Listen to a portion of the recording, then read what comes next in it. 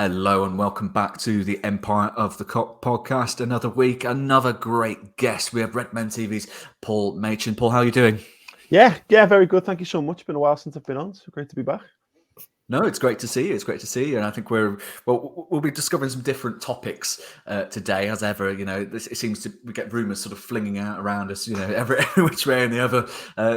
One more sort of unlikelier than the rest, but I think the ones we will be discussing shortly. Thankfully come from more sort of reliable sources, so will definitely be worth a chat. We've also got Peter Kenny-Jones here with me today, and I'll be your host, Farrell Keeling. But firstly, the burning question on my mind, of course. You've released a new documentary about the man, the myth, the legend himself, Bobby Firmino, one of the greatest number 9s to feature in the famous red shirt. Usually with these things, I suppose my first question would be, what inspired this? But I think the reason is probably pretty obvious to most by now, if you have a Liverpool persuasion. So I think, I suppose that the more pertinent question is, at what point did you know you wanted to make the documentary? Was it literally as soon as the sort of news was confirmed that it would be Firmino's last season in a Liverpool shirt, or was this sort of something that was brewing in the works perhaps a bit longer? Yeah, it's certainly been brewing a bit longer. I mean, I'm pretty sure our director would be dead now if we'd waited till that last moment where we found out he was definitely leaving. There's a lot of talk around the industries of games production and movies and what have you of crunch. And that would have been slightly more brutal than it ended up being if that was the case. So, no, it's something we've had in our mind a while. We did the Jordan Henderson documentary 2 years ago now, which was a 3-parter, which was, at the time was the best thing we'd done. And off the back of that, the conversation was kind of like, well, who's next? What's next? What do we do? And there'd been a lot of talk. There's been a lot of talk in the last couple of years, really, like who's going to stay, who's going to go, at what point will the squad refresh happen? So it was actually a bit of a toss-up at one point between doing something on James Milner and doing something on Firmino. And Firmino was always the most, I think everyone will know, he's obviously the most appealing. There's just something so amazing about him. He's more than just a footballer, which I think adds to the appeal of doing a documentary. And Milner, we did feel a little bit like, well, what will we say? Because, there's only so many times you can say, oh, he's brilliant and he won the lactate test again. And there's lots of things to say, but there's no cinematic James Milner moments the way that there are Roberto Firmino ones. So yeah, it's been brewing for a while, but yeah, foot to the floor in a huge way once we knew it was likely that he was going to be leaving. Yeah, well, we've had a look ourselves as well. Obviously, I know the first one's out now, the first episode's out on YouTube, isn't it? But obviously, the guests you've had, people will look towards like the likes of Hendo and Ian Rush. But I thought, like, reading stuff that Ian Ayre had said as well, it obviously provides more of like an interesting insight into other aspects of the club and how highly Klopp thought of him before he'd even arrived at Liverpool. But maybe other than the obvious, who do you think had the most interesting stories or the most interesting insight about Bobby? I actually, for me personally, it was Ian Ayre, because we split up sort of interview duties amongst the guys at Redmen.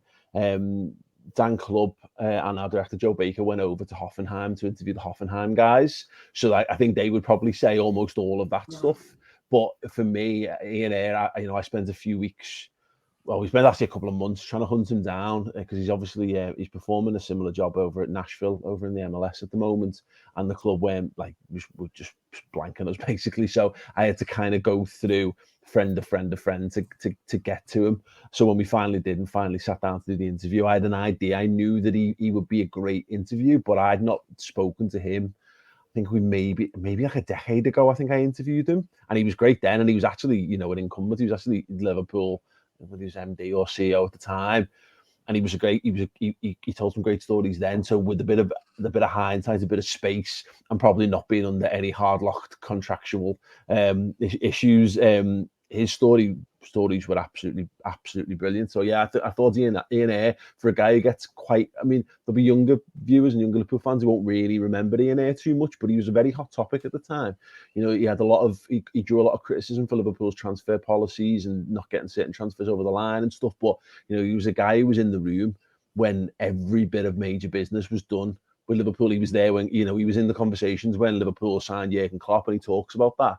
So yeah, that was a great one because, and like Hendo's great as well, because to have that insight of someone who's there on the pitch who can say, I played the ball before the ball that won Liverpool the Club World Cup, and he's got his own perspective of what that goal looked like from his position on the pitch is great stuff. But yeah, Ian Ayres of episode 1, I think for me, Ian Ayres the star. In the documentary, it's sort of the arrival of Firmino is obviously positioned as almost filling the Suarez void. Was it rather? I mean, obviously we're not talking about the same sort of player here, you know, and you almost look at the importance of Firmino in the Klopp system as being comparatively more significant, dare I say, than Suarez's sort of time at Liverpool. It was almost strange sort of revisiting that sort of period of Liverpool because we're so used to this concept of this Liverpool as an all-dominating European conquering kind of force under Jurgen Klopp. But what preceded that era was, you know, the tail end of the Brendan Rodgers era, you know, Gerrard leaving, things looking a rather sharp decline from the 13-14 season. And I think you mentioned as well, even in the context of, you know, signing Benteke, signing Firmino, the pair being sort of pitted against each other to see who comes out on top, which just seems frankly criminal with the benefit of hindsight. Was it strange for you, sort of like the team revisiting that era? Yeah, it is because, you know, you live it and you remember it, but you don't get to go back and live in it again. It becomes nostalgia tinged, so you remember it kind of like, oh, and you know, and Brendan Rodgers lost his job and Klopp came in, and then everything was fine, and it you know, it kind of wasn't. You know, it's interesting that a couple of years ago you were seeing like pundits and stuff talking about Jurgen Klopp's first year as not being a great success, and you know, and people showed faith with them and blah blah blah. Like, I don't remember that way. I just remember it as Liverpool got better and better and better and better week on week under him. So yeah. And then to take that back a couple of months before that and the Brendan Rodgers stuff, it was fascinating. You know, people forget there was sort of like a night of the long knives at Melwood at the time where loads of the coaching staff lost their jobs. You know, Colin Pascoe was his assistant manager, got the boot as well. And Rodgers basically cut adrift loads of people effectively to kind of give himself one more shot at the job, one more season. And yeah, that in itself, you know, not too much detail on that, but there are some great little tidbits. But there's more actually in some of the full interviews, which are on the website, because we couldn't put it all in the documentary because it had been about 8 hours long, which would have been great still, but less sort of YouTube friendly, of course. But yeah, it was great. I love it. I love going back to that because you know how the story ends. So it was hard at the time. You know, I remember us going to the 10-year anniversary of Istanbul at the Liverpool Echo Arena. And like, it's not stupid, but I remember bawling my eyes out, be thinking like, oh God, we just lost to Stoke. Gerrard was leaving. And it was impossible to imagine that we'd ever get back to a European Cup final again. And then 3 years later, we were in one. 4 years later, we'd won one. We've been to another one since. So yeah, it is kind of cool to look back on the early, you know, kind of the green shoots of recovery with Firmino getting that false nine role and Jurgen Klopp coming in. It's amazing. Yeah, I just want to ask quickly as well about just Hoffenheim, and obviously when he signed, I don't particularly remember there being like a huge fanfare. Maybe it wasn't the days of the reveal videos that we see now. I obviously say it was just him and Ian Ayres while he was in a Brazil top. Looked like they were in a corner of a room and someone took a picture on the phone, didn't it? But, you know, we all know, as I said before, Klopp was a massive fan of him. But just because, obviously, we see in the first episode, anyone who hasn't seen it, just what was his impact in Hoffenheim, and, like, what did they expect he'd go on to be, you know, win everything at Liverpool in the years he was going to be there? It's really interesting because the Hoffenheim was fascinating because I never really thought about it. You don't, because you can't. You maybe watch some highlight reels when you link with a football. I'm sure we'll be talking about one or two of them later on in this show. And we've all done it, and you don't really think about their impact, or you don't get too much reaction about what they're like as a player. Are they a good player or not? Yeah, they are. There was a real sense that there was a bit of trepidation around them signing Firmino because there was a tried and tested method of buying Brazilian lads who didn't really live up to the hype. And so there was a real fear that he was going to be another one. And it was almost like, it's funny because there's a few different guys in the doc from the Hoffenheim end kind of talking about this stereotypical idea of what Brazilian players are like. and we all know it's you know, it's a stereotype for a reason. It's all how we perceive a lot of Brazilian, or certainly used to perceive Brazilian football as lots of flair, but not enough substance to kind of back it up, or players who play for themselves and what have you. And I think they were genuinely quite shocked at how good Firmino was, and not like, you know, that he was like an absolute star of the league or whatever, but more what a hard worker he was. And it's stuff that we all know about him now. But I think yeah, people were expecting this pure flair player, particular fans and what have you, and then obviously pundits and stuff in the Bundesliga, and instead they got this guy who was team first, work ethic first, and added the little bits and pieces on top, you know, to kind of round out his game.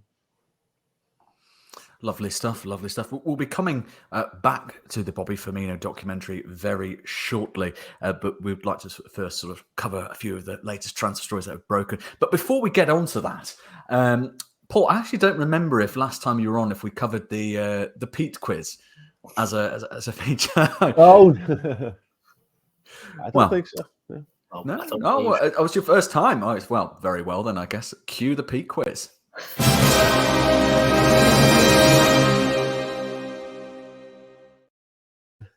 Yeah, I think last time, I don't like to go on about it. I think last time I saw you, Paul, I did end up winning the quiz, but I won't want to mention that on here, so it's fine. I'll carry on. But I thought we'll turn the tables now, but we'll put it back on both of you. So, as it's the Bobby Firmino documentary, I've done a quick Bobby Firmino quiz. So, however many questions you get right is how many more people should watch the documentary, because you've obviously done your job well if you get to all.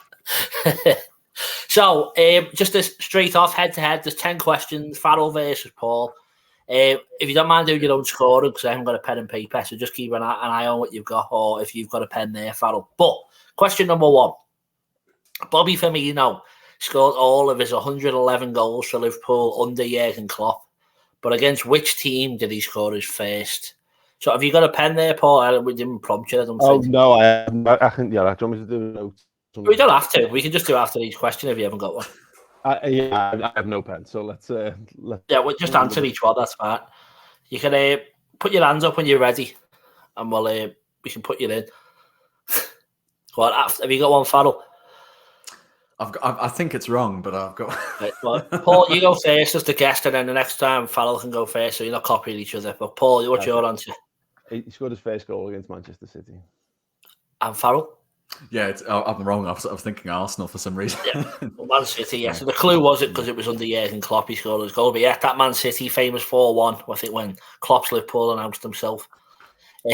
So second question, 1-0 to Paul. You can't talk about Bobby Firmino without mentioning Mane and Salah. And it's not much of a surprise to know that the two top players he assisted during his time at Liverpool were Mane and Salah. But who was the third highest assist player that Firmino provided assists for during his time? So it was Salah, then Mane, then who got the most assists off Bobby Firmino? Let me know when you're ready. It's a bit of a tough one. Oh, that's it.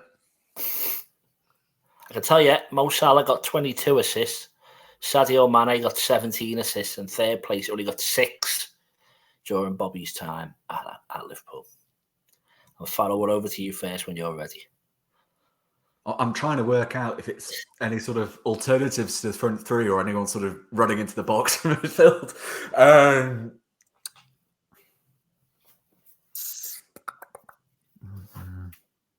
No pressure. Everyone's waiting. Yeah. All right. I'll gamble with it. Go on. Okay. I'm gonna say I'm gonna say Jordan Henderson. Okay. And Paul. I'm going to say Daniel Sturridge. Oh, you're both wrong. Both decent guesses, though. A bit of a surprise. Philip Coutinho. From the time he was there, I think it's more of a surprise. Not the person who it is. Yeah. But yeah, so I think that's still 1-0, Paul. We're on to question 3. Who is the only team that Bobby scored home and away against in the Champions League? So it was the same leg. It was the only team he ever scored home and away against. And if you got one down, Farrell, yeah, then Paul, you're first, I think. So there's no copy. Sorry, is this a knockout or group? Yeah, so it's in the knockout round, yeah. It's actually the only team he scored home and away against ever, but it was in the knockout round, the same round of the competition, home and away. Oh, okay.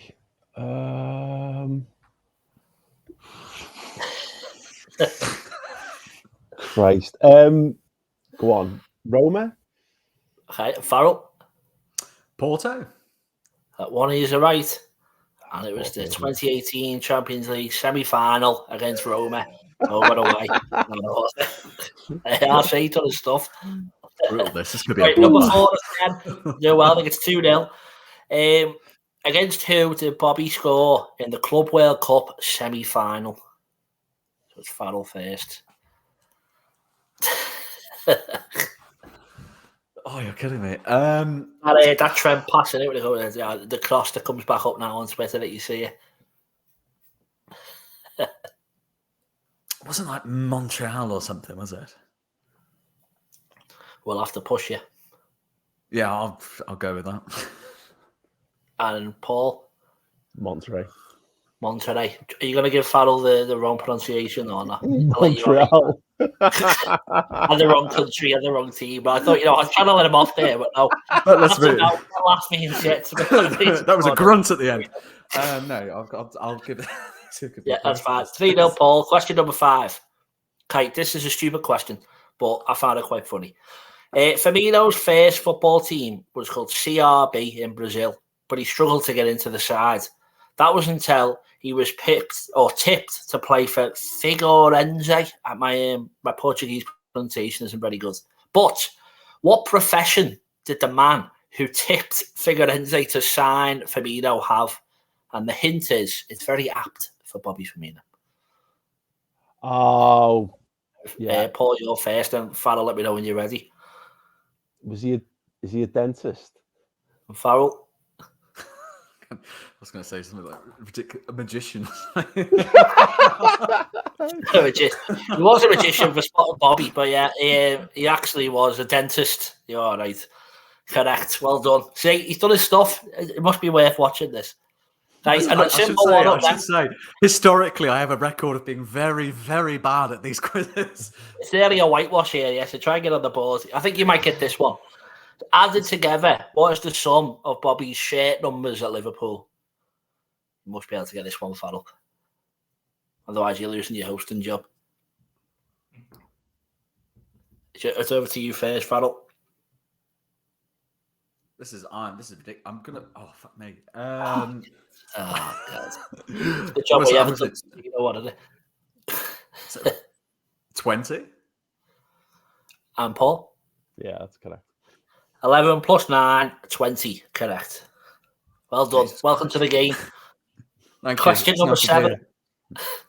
What did Jurgen Klopp order Liverpool fans to do for Bobby in 2018?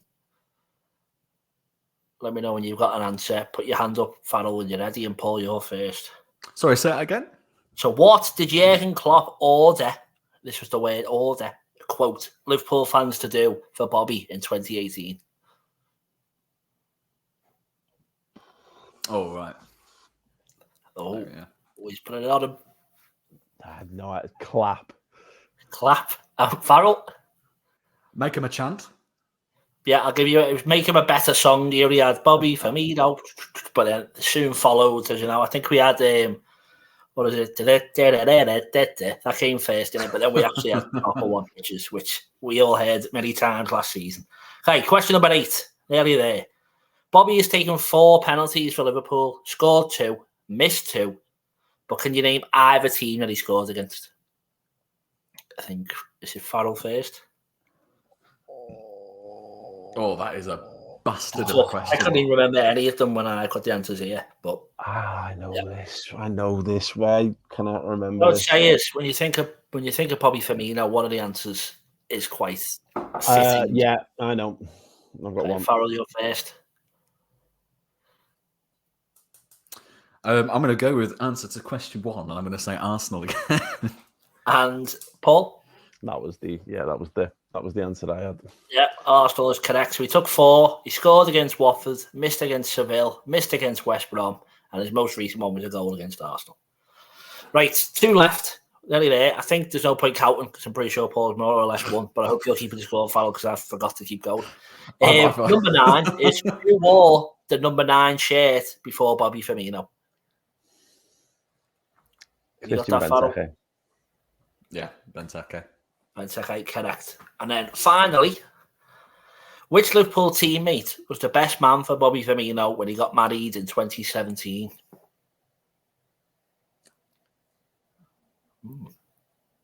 Go on. Farrell, is your first? And Paul? I'd say Coutinho. Yeah, I can tell you that Lucas and Alan Rodriguez were both there, but Coutinho was the best man. Alan Rodriguez, get it. And the tiebreaker, how many games did he play? There's no tiebreaker in case you play along at home. Have a guess dead quick. 321. 369? Total 362 is the right answer. Oh, you bugger. You play along at home and that decided it. Yeah, well done. But yeah, that is the quiz. I'm pretty sure Paul won. I gave up counting when it was 4-0. But well done. And thanks for playing. That has been the Pete Quiz.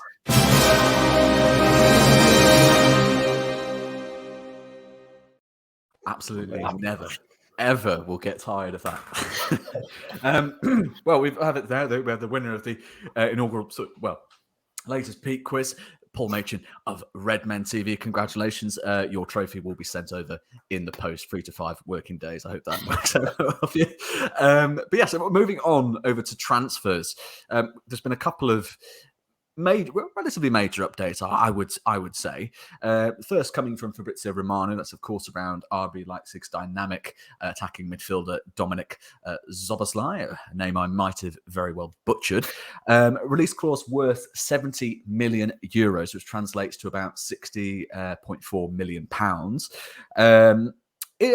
Interesting, this one for me, Paul, because the way it's sort of been positioned is that there's genuine sort of interest there. I should state that the update originally came from David Ornstein at The Athletic, with Liverpool exploring that particular option, though there are concerns over the potential price tag that will face from Leipzig. But the interest is there. The question, I suppose, is to what extent, how interested are the club compared to Kefren Turan, for instance, especially in and I'm going to put this in the context of our current non-homegrown quota status, because I think there's 2 spots remaining left to fill before we start looking at either thinning that element or bringing in a homegrown talent. And given that sort of a new centre half is kind of low down on the list of priorities, I think we spoke to Neil Jones. He was sort of thinking it's going to be 4th or 5th choice. So not a massive priority.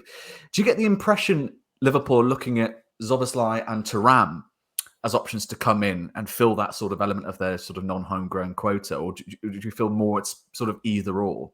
No, I would suggest it's both. I think there's been a lot made of Thuram, and you know, he played a lot from the left last season. People saying he's box to box, but he looks to me like, I think under Klopp, yeah, I'd see him being moulded to be a little bit of maybe a row deeper. I could see him as being more of a long-term Fabinho replacement, to be honest. Whereas someone like Szoboszlai, I see him as, we've got McAllister. I think it's McAllister, Jones, say Thiago for the left. At the moment, it's Elliott, Henderson for the right of the midfield. You know, if they stick with the box formation from the box midfield from the end of last season, and again, still Fabinho kind of there on his own. So I think we need 2. I think we need one more right-sided 8. I think we need another 6.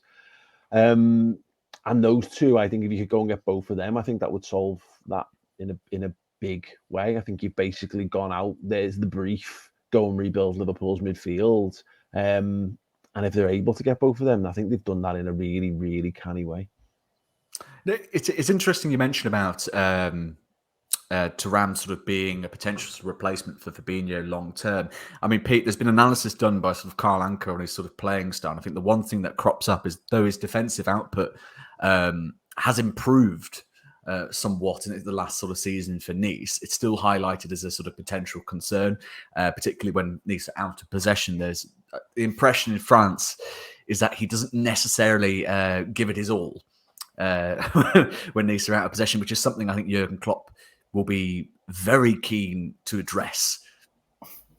Yeah, well, that's the main thing, is it? I think last season, at points we all thought that our midfields didn't look that excited to try and win the ball back. I think towards the end of the season, so when we played that new formation and we looked a totally different side, and maybe it was Trent coming in there or whatever it was, we just looked totally different and a lot more willing to try and get the ball back. So I think that's what we need, and more than anything, it's energy, isn't it? I think we've lost a few stalwarts to that team who have won everything with us, and like James Milner, you can never fault his fitness and effort, but what we need to replace now is to get the legs in. Jordan Henderson was that, wasn't he? I think Gerrard was saying that he was one of the best midfielders he ever played with, just in the case that Henderson did all his running for him. And we've got a few players there who are very talented, and we need a couple of workhorses who do all the running for them. So if that's not what Thuram is, then maybe that's a bit of a worry. I'm not sure. Again, I'm going to say his name wrong as well. Szoboszlai, I'll say it dead quick. If he does the one who's going to do all the running, then we're happy to have him in. And, maybe someone who can add a bit more of an attack and threat. I think he's got quite a few goals and assists, certainly more than most of the midfielders we've got, and most of the ones are being linked with. But, with McAllister and maybe him, maybe we'll get more goals. But, yeah, I'm hoping that Thuram, or if it's Kone or whoever else we're linked with, is the person who starts doing the running for us. You want to see top of the league for miles covered and stuff like that. I think that's what we need, that type of player at the moment. I mean, a quick sort of skirt over the stats, I think, for Szoboszlai. According to FB Ref, he ranks in the 91st percentile for shot creating actions, plenty of sort of passes. He seems like the kind of player that's going to be very sort of impactful towards the opposite end of the pitch, which you sort of compare that to Thuram. He performs very well for sort of progressive carries, take-ons, 94th and 93rd percentile compared to other midfielders. So it just very much seems like Paul was saying, just the kind of player that will sort of be, his game will revolve around starting out from deep, maybe progressing the ball forward, but not as impactful towards the opposite end of the pitch as Szoboszlai. I'm just going to move the conversation over to another Romano update. Another target that we've been sort of relatively heavily linked to of late is that of Celta Vigo's Gabri Vega. The same Celta Vigo, I'm sure many Liverpool fans will remember for having produced a former Liverpool player. His career didn't work out quite as well. Of course, talking about Iago Aspas, but he went on to have a perfectly good career over in the Spanish top flight. Gabri Vega, Paul, release clause of 40 million euros, so around the sort of 34 million pound mark, if I've got my conversion terms right at the top of my head. It's been reported that Manchester City have now entered the race for him after departing from the race for Declan Rice of West Ham. He's now one of the options being considered by the club. Liverpool and Chelsea remain interested, but City also informed now. This interests me, but I think the problem I have, I suppose, with players like Vega, it's a similar problem I have with players between us like Nicola Barea, Romeo Lavia, not for a lack of talent, but more the physical sort of equation. I think Vega himself is about sort of six foot exactly tall, but I think Barea and Lavia are all under 6 foot. And for me, I think what's attracted me most about sort of players like Thuram and Gravenbach is that they're all sort of well cleanly over sort of 6 foot. So I think when we're looking at sort of what a Liverpool midfield should be moving forward, for me, it's not just about technical ability and wanting to get sort of stuck in. Those are important sort of attributes. But I think you also need to look at that midfield and think that's a physically imposing midfield. This isn't going to get knocked about very easily. And I'm not so sure, like, even if we look at sort of Dominik Szoboszlai, 6'1", so sort of, not quite as sort of imposing as a Thuram, perhaps, but you wouldn't look at that necessarily and think, as long as he's got everything else in his locker, you'd be sort of quite reasonably pleased. Do you have similar sort of concerns about how Liverpool sort of direct their policy, their transfer policy in this area? Yeah, absolutely. Paul Tompkins has done some great work on this in the last sort of 12 months about like overall average height of your team, and effectively shorter teams are less threatening from set pieces. They concede more from set pieces. You just feel loads less dominant across the park, and this is what happens. I think you see this happen with certain teams. You're looking for certain managers become enamored with technically gifted football players, and look, more often than not, you took at the end the smaller players. They just are. You'll have to give something up. And just to go back on the Thuram point about, like, if he was in the 95th percentile for every area, he'd be £120 million footballer, and he'd probably have been signed for Real Madrid this summer, and that's the sort of nature where they're at. I think Liverpool have taken some missteps in terms of moving towards smaller, slower footballers, and we've lost a real edge in doing that. You know, Gini Wijnaldum was a bit of a freak in some ways because he wasn't over 6 foot, but he was so strong and he had a great leap on him as well. So he could get away with him not being an absolute giant in the middle of the park. Jordan Henderson's over 6 foot as well, but all of a sudden, you know, there's a world where you've got a midfield and it's Trent Alexander-Arnold, Fabinho 6'3". You're looking at Harvey Elliott maybe in there. If Thiago's in there, you've lost quite a lot of that kind of physical sort of presence in there. So no, I think that's an important step. I think more physically robust. I think more pace, more power, more height into the side, and see if we can be a bit angrier, be a bit narkier, be a bit more physical in those kind of games, because yeah, you want to see that. I watched. It's very rare that you cast a glance at anything Everton are doing and think, yeah, that's good. But watching an Arna tear around the pitch for them and seeing like Liverpool have nothing remotely like him in their midfield last season. I'm not saying he's good enough to play for the Reds, but it's night and day at times. So I like that. I think as far as it goes, I mean, I spoke to John Achterberg quite a bit. The goalkeepers have got it. When they buy goalkeepers, they've got a model. You've got to be a certain height and you've got to be a certain type of frame to even be considered to be a goalkeeper for Liverpool. I think there's, if you want to be a DM for Liverpool, you have to be over 6 foot. And I think if you can then find an attacking midfielder who's got the technical attributes, but is around the 6 foot mark as well, then you could be into something. It's probably one of the reasons why Jones got more games at the back end of the season, because he certainly fits that as well. That's the thing. I think there will be sort of room for flexibility. You mentioned Wijnaldum sort of being an exception to the rule, but I think it would. You can understand sort of the signing of McAllister. When you look at McAllister, he's about 5'9", and you sort of think that doesn't really fit the mould height-wise of what Liverpool are probably looking for from their midfield. But you can almost allow that if you do go, right, that's fine. Our holding midfielder and our right side is central midfielder. They're both over 6 foot, cleanly physical monsters. No problem.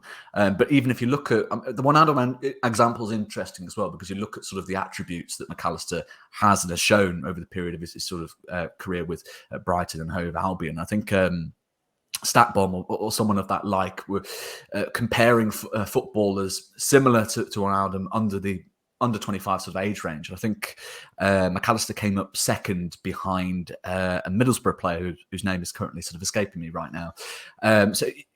And I think it certainly stacks up in any of the analysis that has been conducted into McAllister. He's sort of very strong on the ball, difficult to knock off. But he's a scrapper as well. He's a fighter, and that's the thing. You know, you can't be a super technically proficient but ultra passive footballer in a top team. And that's what I think we've done. Look at the players we have brought in, and that's why I think actually maybe Carvalho. This is why he's being moved out.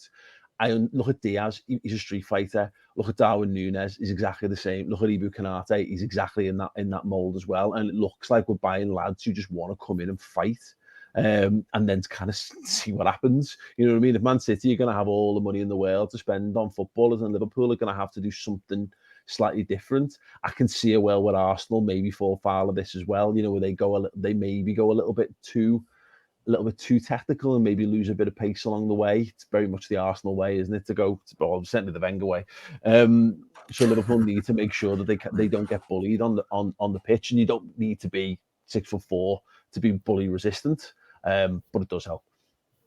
No, the Carvalho point is worth making. I think you could almost see what Liverpool were trying to do when they signed him, because, I mean, the constant debate we had at the start of the season is where we're going to fit Fabio Cavalli in, because he can play midfield, he can play left of the forward line, but then you think, well, you're competing with Luis Diaz, you're competing with Darwin Núñez. It's almost having that versatility to your game was a bit of a sort of a cross to bear for Cavalli, I almost feel. And then there were questions, well, he doesn't have the physicality to be a sort of reliable central midfield option, which at the time when you've got Fabinho and Henderson's declining performances and physicality to contend with, a culmination of factors that didn't necessarily sort of help him in that regard. I'm very interested, Pete, to see where Liverpool sort of go from here? Because I think, I remember at the time when we were first linked with McAllister, everyone was sort of saying, and rightly so, he's a 60, 70 million pound, footballer, Premier League proven. He's won the World Cup with Argentina. If you actually, you watched the World Cup games, you could see how much sort of Messi was sort of looking to him. There was a lot of trust there. And I think that I don't think any Liverpool fan would have, if they'd announced, it's 60 million, bonuses, add-ons, what have you, I don't think any one of us would have sniffed at that figure. But now we're in an interesting position where we have saved roughly 30, 40 million pounds on a signing of that calibre. And we're looking sort of where next to go. Thuram and Szoboszlai obviously seem to be perhaps leading the race in that regard. You've got the sort of alternatives, Gravenbach, Manu Kone of Gladbach to consider. Do you reckon it will be the case where we sort of look beyond that to bring in maybe a homegrown sort of centre half, or do you sooner see? Because we've seen an update here from Romana, sort of looking at Mickey van der Ven, who's been heavily linked, and apparently Tottenham have already opened talks now for him, which I think should put Liverpool in an interesting position here. Because if we are indeed interested, we could see a potential repeat of the situation we had when Tottenham were first looking at Luis Diaz. And Liverpool went, no. We quite like the look of them. We'll have him. Thank you very much. And sort of swoop in at the 11th hour. Do you sooner see a situation in which Liverpool either thin their non-homegrown list to make room for 3 non-homegrown signings, or perhaps more focus your efforts on the midfield and then just sort of look what's available in the market as a homegrown option in the centre half region? Yeah, but I think, as you say, it's definitely something we need to look at, don't we? And I think over the Mason Mount was the only English midfielder we've been seriously linked with. As you say, it seems that United was signed, sealed, delivered, that has gone quieter. So whether we're still poking around there, waiting to see for something to happen, but it does seem the price that Chelsea won to pay for Mason Mount isn't worth it. Obviously, that having the homegrown players is not just important, it's necessary. You have to do it, don't you? So we will have to be looking at how we can strengthen in there. And yeah, it's, as you say, if you've got a list of priorities and you can get 2 great midfielders, they're not homegrown, and you need to go get another player. We want it to be a defender or a right back, something like that. And then you go and get an English or a homegrown right back, central defender, left side centre back, whatever it is they're trying to strengthen. And that would be the sensible thing to do, wouldn't it? But I'm sure they'll still be on the lookout for other midfielders who might fit the mould. You see people like Maddison get mentioned. He looks like he's on to Tottenham. You see Mount. He looks like he's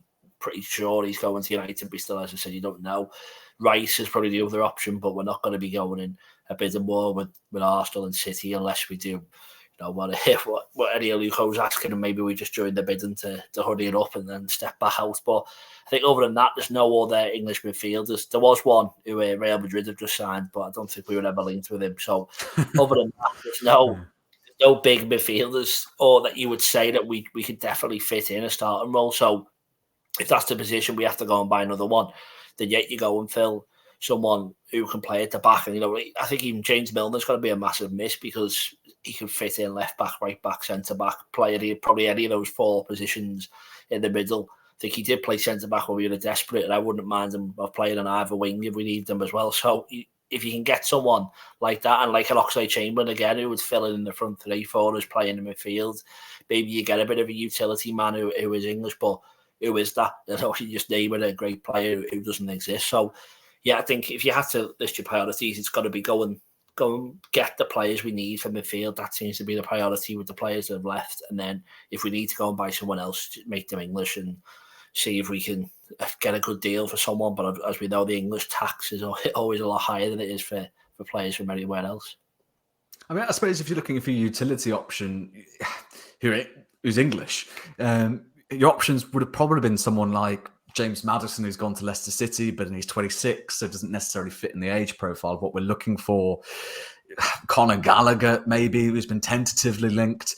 It'll be interesting to see. I do think personally it will be 2 non-homegrown players who are brought in. Certainly so, given the names that have been linked. But Paul, I think the interesting thing for me when we do look at the sort of back line is what specifically Liverpool go for. Because there's so many different directions Liverpool could go, especially depending on the tactics we're looking to implement next season. If we keep Trent with the hybrid role, there's a lot of pressure on Liverpool having a right-sided centre-half who's effectively able to do two different jobs. Ibrahima Konate expertly fits that mould, but, you know, as we've seen last season, I think he was available for only less than half of our available league games, which is... that's a problem if we see that sort of Trent role as being a sort of consistent thing. But then also likewise on the left-hand side, we look at sort of Van Dijk, who's turning 32 later this July. Now, I'm not saying, of course, we need to be seriously looking to consider him replacing him or, you know, future planning necessarily this summer window. I think, you know, he's the kind of player that could keep going on for the 2-3 years at the sort of height of his powers. But it is a consideration that Liverpool do need to have. I suppose in that vein of thought, what's the bigger priority at this stage? Do Liverpool look to cover themselves with the new Trent role, or do you reckon it's going to be more of a kind of dependent on the game we will play Trent like this? So in that instance, it's better that we service the left side of the back line. Well, the fact that the big unknown is how highly did they rate Conor Bradley, because if they thought, having seen him a season at Bolton, right, that's enough that he can just come in and do some understudy work now for a season with the first team. It doesn't feel quite it to me. I'm not sure you make that step up. He's obviously a very highly thought of player, but I'm not sure you go from League One to it was only Europa League, isn't it? But I think there's too many questions really and not enough answers for what Liverpool are going to do with that defence, because I think if you were having a root and branch, money's no object rebuild of Liverpool's team, I think you'd be looking at Tsimikas and Robertson's role and saying, do we really need or want either of those guys? Because again, if Robertson was another 6 inches taller, I think he'd be absolutely ideal for what we do. But right now, how that role is played is predominantly a left-sided of a back three, who then has license to get up and down the pitch more sparingly than the other side. I ain't Trent. I think the Van Dijk thing they need to be careful with. My overall feeling on this, on the homegrown thing or not, is that there's 2 slots available. I think you go and fill them with your midfielders. And I think right now, need to remember that we still hold quite a lot of footballers. And I don't think they're going to go out. I think it will depend on what happens next with certain players. So I think it will depend on what happens with Thiago, if anything. And I think Joel Matip will be a part of that, and maybe someone like Tsimikas. And if either of those 3 put their hand up and say, actually, this isn't for me anymore, I want to move on, I think Liverpool will go, provided we get the right fee, fine, go with all of our best wishes. And I think that might trigger something else, because at the moment, we don't actually, although I think we need an improvement on Joel Matip, because he's the one, because I think Gomez can do that. I think he's had a torrid time with injuries, as with most of our squad, but he's still got enough in him there. It depends on who's ready to step up. At the moment, if Nat Phillips goes and we've seen Reece Williams leave, right now all Liverpool need in terms of pure bodies is someone to cover their role in the squad, which is occasional sub, maybe cup defender periodically. If Matt goes, I think you need to push them in a big way. Joel Matip's just going to accept being the Nat Phillips all of a sudden. You have to balance that. And one player that might be is someone like Jarell Quansah. He had a good loan spell. I don't really know where he's at, but again, he kind of fits the profile of what we might be looking for. But it depends. Are we looking for someone to challenge Van Dijk in the next 12 to 18 months, or are we just looking for someone to keep us ticking over for a year? I don't really know. There's a lot for Liverpool to consider, a lot for Jörg Schmadtke to consider in what may be his first year in the sporting director role for Liverpool Football Club. In amongst all that madness, though, we do have the lovely Bobby Firmino documentary for Redmen TV to calm your nerves.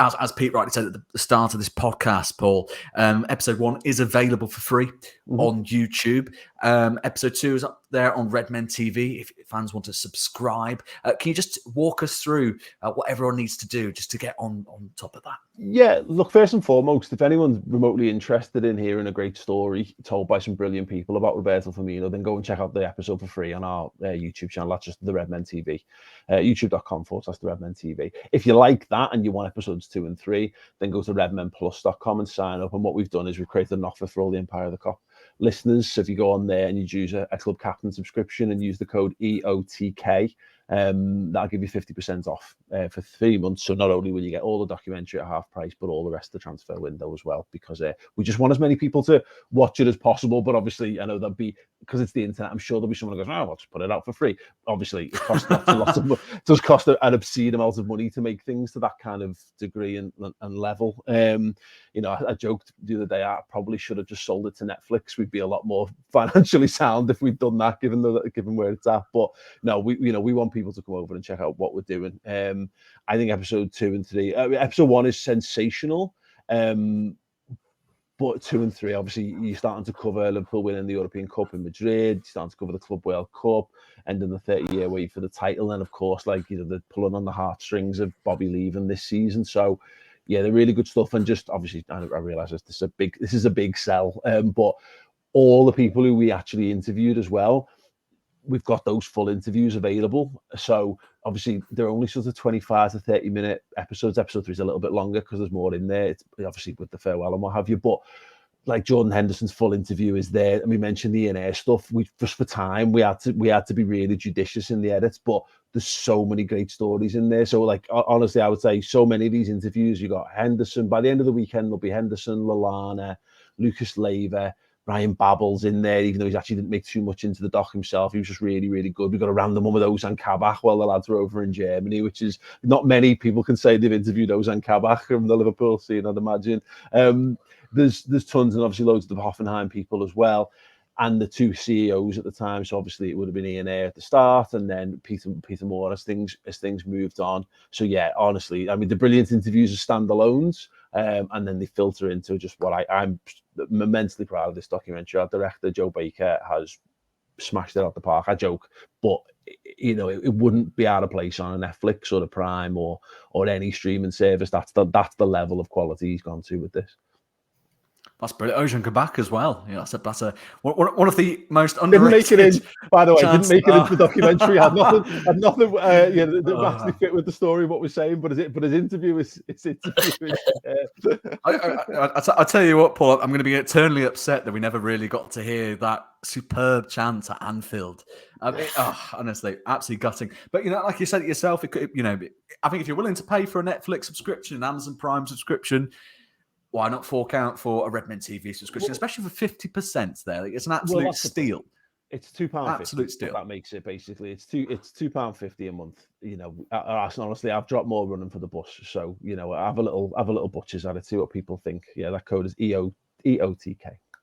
There you go. For a price of a cup of coffee, you can get access to the Bobby Firmino documentary. You thought the first episode was good. It's going to get even better as they delve deeper into the Jurgen Klopp era and Bobby Firmino's role in all of that. Be sure to check out Redmen Plus. And of course, this podcast will be going out on our YouTube as usual. Be sure to give us a like, subscribe, and a comment if you've enjoyed this episode. It'll be also coming out to our readers and audio listeners on the Substack, so be sure to give that a little cheeky gander. And this has been the Empire of the Cop podcast. We've had Redmen TV's Paul Machin here with us, our very own Peter Kenny Jones, and I've been your host, Farrell Keeling. Thanks for watching. Take care.